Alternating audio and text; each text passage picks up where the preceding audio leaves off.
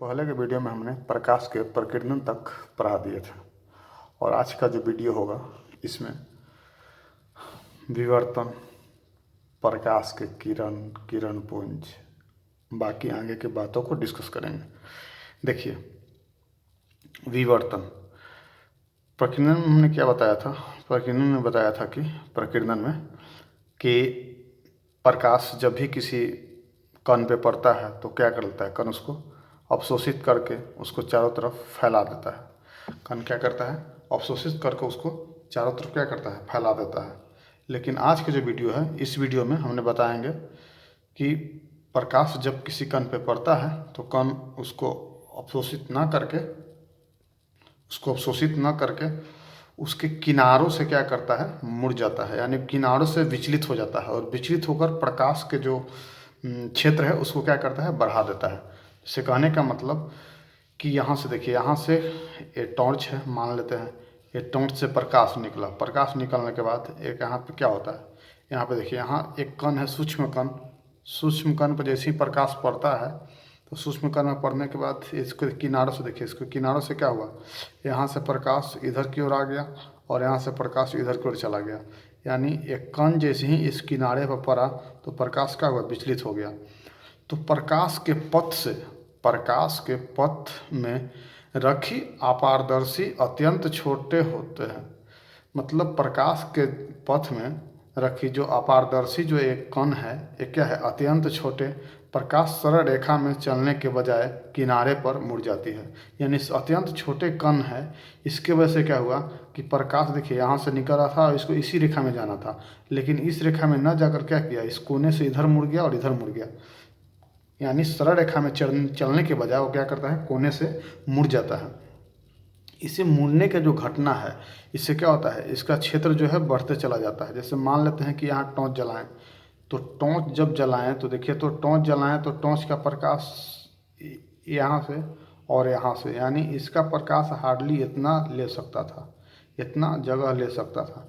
लेकिन इतना जगह नहीं लेके इतने न कण उसको मिल गए कि जगह जगह से मुड़ते चला गया और यहाँ तक आ गया और ये यहाँ तक आ गया। उन्हें प्रकीर्णन में बताया था कि वो कण अवशोषित करके प्रकाश को बहुत ज़्यादा फैला दे रहा था। इसमें बहुत ज़्यादा नहीं, इसमें क्या करता है, इसमें सिर्फ मुड़ जाता है। यानी वही प्रकाश के किरण क्या होता है, मुड़ जाता है, मुड़ के प्रकाश के क्षेत्र को बढ़ा देता है। यहाँ तक न होकर देखिए कि इधर भी इतना बढ़ गया और इधर भी इतना बढ़ गया। हालांकि होना चाहिए था इतना ही, लेकिन इतना इधर बढ़ गया, इतना इधर बढ़ गया। तो इसको क्या कहेंगे, इसको कहेंगे प्रकाश का विवर्तन। इसके बारे में बहुत ज़्यादा डीप 10th क्लास में नहीं, आगे क्लास में पढ़ना है। बस यहाँ इतना जानिए कि विवर्तन होता क्या है।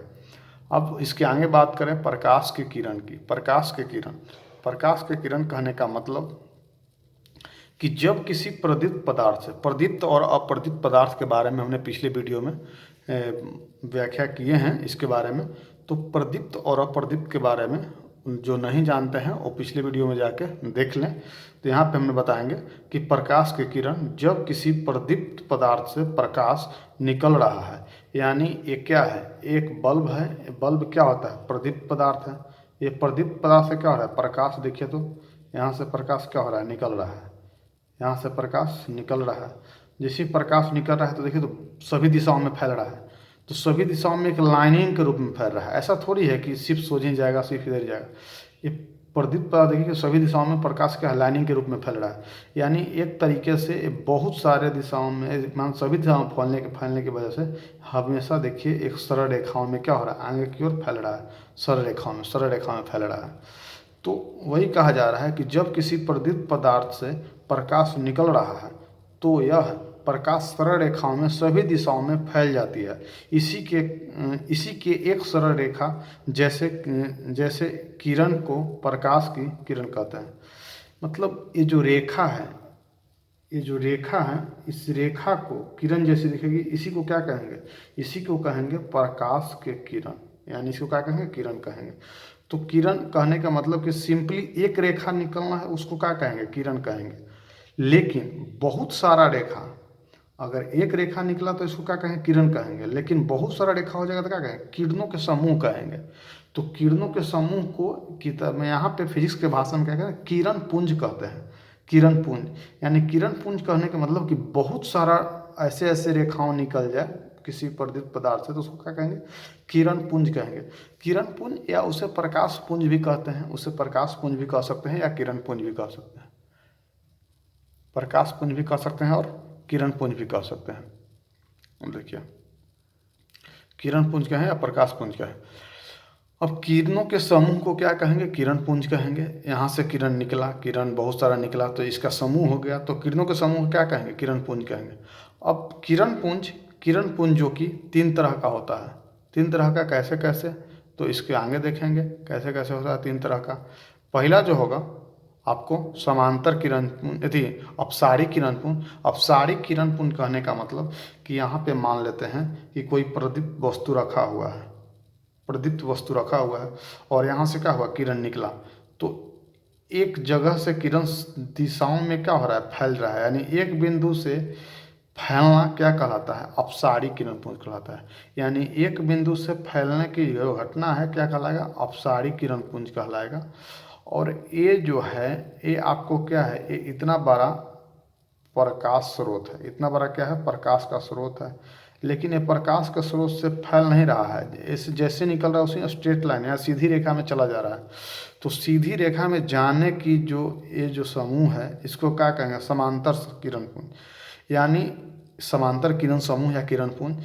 यानी एक बिंदु से फैल रहा है तो इसे अपसारी किरण पुंज, और एक बिंदु से न फैल कर ये एक दिशाओं में समांतर रूप से जा रहे थे तो क्या कहा, समांतर किरण पुंज।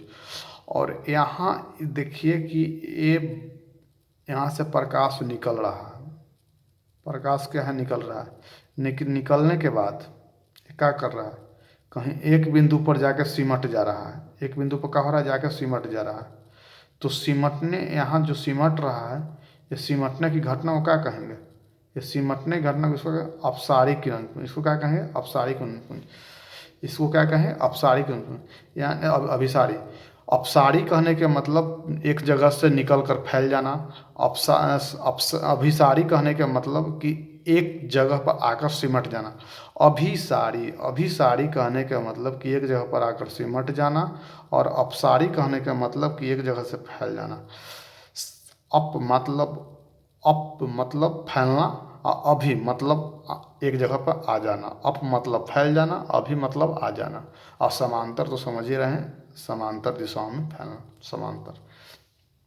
आगे बढ़ते हैं, इसी को लेकर आगे बढ़ते हैं। तो प्रदीप्त, प्रभासी, प्रदर्शी, प्रभासी और अप्रभासी, ये सभी को देखेंगे आगे। तो आगे देखिए, आगे इसमें देखते हैं कि पारदर्शी पदार्थ जो है, पदार्थ कुछ ऐसे पदार्थ होते हैं जिनसे प्रकाश पार नहीं करता है, और कुछ ऐसे पदार्थ भी होते हैं जिनसे प्रकाश पार कर जाता है। तो पार नहीं करता है उसको कहेंगे पार कर जाता है उसको कहेंगे पारदर्शी, और कुछ कुछ जो अंश पार कर रहा है उसको कहेंगे पारभासी, और पार एकदम में नहीं कर रहा उसको कहेंगे अपारदर्शी। यानी कहने का मतलब कि पारदर्शी में चलते हैं। पारदर्शी कहने का मतलब कि यहाँ से देखिए कि जिस पदार्थ से प्रकाश आसानी से पार कर जाए उसे क्या कहेंगे, पारदर्शी पदार्थ कहेंगे, पारदर्शी पदार्थ कहेंगे।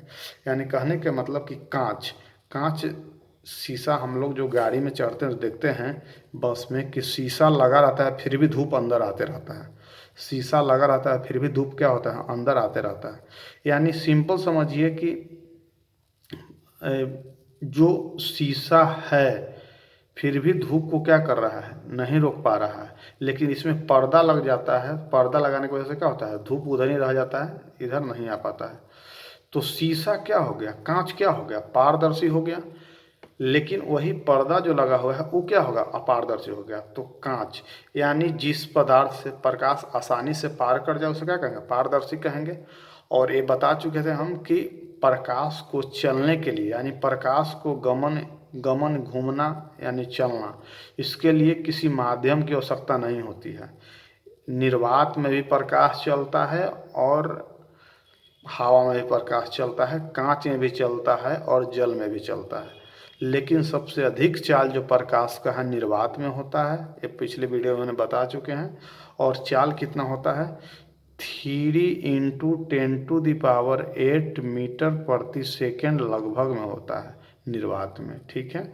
और जैसे जैसे माध्यम बदलेगा इसका चाल घटेगा। सबसे अधिक निर्वात में, सबसे कम माध्यम बदलते रहेगा, घटते रहेगा या बढ़ते रहेगा उसके अनुसार, लेकिन इससे ज़्यादा प्रकाश का चल नहीं होगा। तो यही हम पिछली वीडियो में बता चुके हैं। जिनको नहीं मालूम है जाकर पिछली वीडियो देख लीजिएगा, जो नहीं देखे हैं वो। यहाँ पे देखिए कि यहाँ पे कांच के पार कट जा रहा है, इसीलिए इसको क्या कहेंगे, पारदर्शी। पारदर्शी, तो कांच क्या कहलाएगा, पारदर्शी।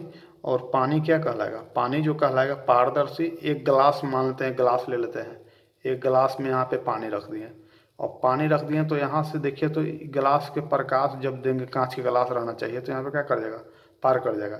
या तो बाल्टी में जब हम पानी लेते हैं तो पानी लेने के बाद भी, बाल्टी में जब पानी लेते हैं तो पानी लेने के बाद भी क्या होता है, बाल्टी में प्रकाश नीचे तक चला जाता है, नीचे तक प्रकाश चला जाता है। पानी मान यहाँ भरा हुआ लेकिन पेंदी तक प्रकाश चला जाता है, तो इसको क्या कहेंगे, पारदर्शी। यानी पानी भी क्या है, पारदर्शी है। हवा, हवा भी एक तरह की अवस्था, गैस अवस्था में होता है, तो वो भी क्या कर सकते हैं, उसको भी कर सकते हैं पारदर्शी। यानी हवा, रूम में गुब्बारा में हम बहुत सारा हवा भर दिए, और हवा भर दिए उसके बाद गुब्बारा को, वाइट गुब्बारा होना चाहिए, पारदर्शी गुब्बारा होना चाहिए। जैसे उसको एथी के पास ले जाएंगे तो क्या होगा, पार कर जाएगा, उसको क्या कर जाएगा, हवा को पार कर जाएगा। तो हवा को पार कर जाएगा, यानी हवा भी क्या है, पारदर्शी पदार्थ है, पारदर्शी पदार्थ है। हवा भी पारदर्शी की अवस्था में कह सकते हैं उसको। और परभासी कहने के मतलब कि जिस पदार्थ से प्रकाश का कुछ कण पार करे और कुछ को क्या कर ले, वो पदार्थ अवशोषित कर ले। अवशोषित कहने का मतलब सोख लेना, अवशोषित कहने का मतलब उसके कुछ अंश को क्या करेगा, सोख लेगा। तो कुछ अंश को सोख लेगा तो उसको क्या कहेंगे, अवशोषित करना कहते हैं, अवशोषित, अवशोषण कर लेना।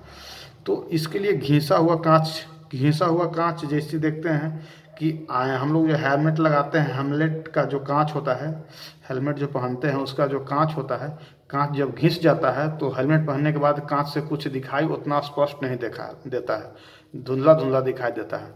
तो क्या हो रहा है, यानी प्रकाश के कुछ कण क्या है, पार कर रहा है, कुछ कण नहीं पार कर रहा है। तो इसी वजह से क्या होता है, धुंधला धुंधला दिखाई दे रहा है। हम ये भी बताए थे कि प्रकाश जैसे यहाँ पे पड़ेगा कोई वस्तु पे, पड़ने के बाद आँख तक जाना चाहिए। तो आँख तक तभी जाएगा जब ये कांच साफ होगा, और कांच साफ नहीं है तो कुछ प्रकाश आँख तक गया, तो इसलिए धुंधला धुंधला दिखाई दे रहा है। तो घिसा हुआ कांच क्या कहलाएगा, प्रभासी वस्तु कहलाएगा, प्रभासी पदार्थ कहलाएगा। और तेल लगा कागज, देखते हैं कि गलती से कभी कभी पेपर पर तेल गिर जाता है तो पेपर के आर पार के अक्षर भी दिखने लगता है, लेकिन जैसे प्रकाश उस पर पड़ता है तो प्रकाश पड़ने के बाद कुछ जो कि आर पार करता है, कुछ कुछ सोख लेता है। और चमड़ा भी कह सकते हैं, जैसे ही हम लोग चमड़ा पर टॉर्च एक इस साइड से ऐसे करके टॉर्च बारते हैं, तो टॉर्च बारने के बाद इस साइड कुछ भाग जो है रेड रेड हमको दिखने लगता है, रेड रेड दिखने लगता है। तो लोग बचपन में लोग कहते थे कि ब्लड चल रहा है, ऐसा कुछ नहीं है। वो भी क्या है, पारभासी है, यानी कुछ को अवशोषित कर दे रहा है और कुछ को क्या कर रहा है, रिफ्लेक्ट, मतलब पार कर दे रहा है। रिफ्लेक्ट नहीं कह सकते हैं, पार कर दे रहा है। और अपारदर्शी, अपारदर्शी कहने का मतलब, अपारदर्शी कहने का मतलब होगा ऐसा पदार्थ जिसको पार न कर सके। अपारदर्शी कहने का मतलब कि ऐसा पदार्थ जिसको प्रकाश क्या करे, पार न कर सके। जिस पदार्थ से प्रकाश का कोई भाग न पार करे उसे क्या कहते हैं, पारभासी पदार्थ, पारदर्शी, अपारदर्शी पदार्थ कहते हैं। अपारदर्शी, पारदर्शी के मतलब पार कर रहा है, अपारदर्शी के मतलब अ जिसमें आगे लग गया उसका जस्ट अपोजिट होता है। अ लग गया तो क्या होगा, जस्ट अपोजिट, यानी जस्ट उल्टा हो जाएगा। तो पारदर्शी यानी पार करना, पारदर्शी यानी क्या है, पार करना। और जैसे अ लग गया तो यानी पार न करना, अ के मतलब क्या हो जाएगा, न करना। तो अपारदर्शी यानी पदार्थ से कोई भी प्रकाश का किरण नहीं पार कर रहा तो उसको अपारदर्शी कहेंगे। पारभासी, पारभासी कहने का, भासी कहने का मतलब कुछ पार करे कुछ नहीं पार करे। अपारदर्शी में देखिए जैसे लकड़ी, लोहा, पत्थर, अलकतरा। लकड़ी से प्रकाश का कोई किरण पार करेगा नहीं करेगा, लोहा से पार करेगा नहीं करेगा, अलकतरा से पार करेगा नहीं करेगा, ये सब क्या है, अपारदर्शी में आता है। अब आगे के क्लास कल करेंगे और कल हम बताएंगे कि प्रकाश का प्रवर्तन, जिसको जिसको पारदर्शी, अपारदर्शी और पारभासी मालूम है, तो चौथा अवस्था का होता है कि प्रकाश को रिफ्लेक्ट कर देना, यानी प्रकाश को परिवर्तन कर देना। जैसे मान लेते हैं कि हमने अभी तक यही पढ़ा था कि अगर किसी वस्तु पर प्रकाश पड़ता है तो या तो वस्तु को छेद कर पार कर जाता है, या तो वस्तु उसको सोख लेता है, या तो कुछ पार करता है कुछ को सोख लेता है। अभी तो यही तीनों, लेकिन अगला जो पढ़ेंगे कि जब भी वस्तु पर प्रकाश पड़ रहा है तो प्रकाश को उसी दिशा में, अपोजिट दिशा में क्या कर रहा है, भेज दे रहा है, उसी की दिशा में क्या कर रहा है, भेज दे रहा है। तो इसी वजह से प्रकाश का परावर्तन जो कि कल के क्लास में पढ़ेंगे। ठीक है।